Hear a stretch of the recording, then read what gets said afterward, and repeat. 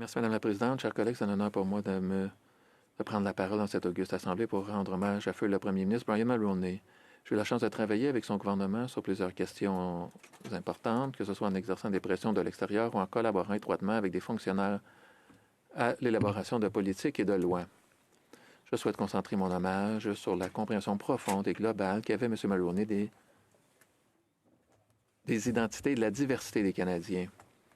Il a commencé par réunir une grande coalition de soutien, ce qui était nouveau pour le Parti progressiste conservateur, qui a abouti à sa victoire électorale sans précédent.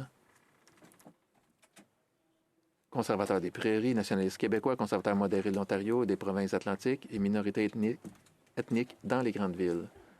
En ce qui concerne le Québec, l'accord du lac Meach a certainement démontré son engagement en faveur de l'unité nationale, même s'il n'a pas abouti.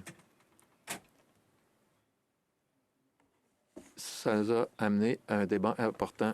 Au cœur de l'accord du lac Meach se trouvait la clause suivante. Toute interprétation de la Constitution du Canada doit accorder avec la reconnaissance de ce que Québec forme au sein du Canada une société distincte. Beyond this, En outre, son gouvernement a mis en place le programme de contestation judiciaire qui a aidé des Canadiens à faire valoir leurs droits garantis par la Charte devant les tribunaux, en particulier les femmes, les minorités ethniques, raciales, religieuses et linguistiques, ainsi que les Canadiens souffrant d'un handicap.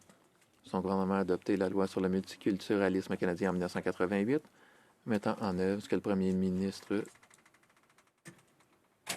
ce qui avait été proposé auparavant. Le premier ministre a présenté des excuses pour les fautes commises par le gouvernement du Canada, comme il l'a fait pour les Canadiens d'origine japonaise. En matière d'immigration, son gouvernement a considérablement augmenté les niveaux annuels, qui sont passés de 84 000 en 1984 à 256 000 en 1993, la dernière année de son mandat. En 1990, il a annoncé que les agents de la GRC pourraient porter des couvre-chefs religieux ou traditionnels, tels que le turban, la kippa ou la tresse. Il en allait de même pour les Forces armées canadiennes. En 1991, il a créé la Commission royale sur les peuples autochtones. Enfin, le Canada, sous sa direction, a été largement reconnu comme ayant joué un rôle majeur pour mettre fin à l'apartheid en Afrique du Sud. On peut dire que le premier ministre Mulroney avait compris que le gouvernement pouvait être une force pour le bien et qu'il était en phase avec les questions des années 80 et 90 qui définissent plutôt le Canada moderne et font progresser l'égalité des droits et les droits de la personne. Alors que la diversité, l'équité et l'inclusion sont toujours attaquées par certains, c'est le gouvernement Mulroney qui a mis en place de nombreuses politiques visant à rassembler les Canadiens dans le respect. Son héritage vaut la peine d'être célébré.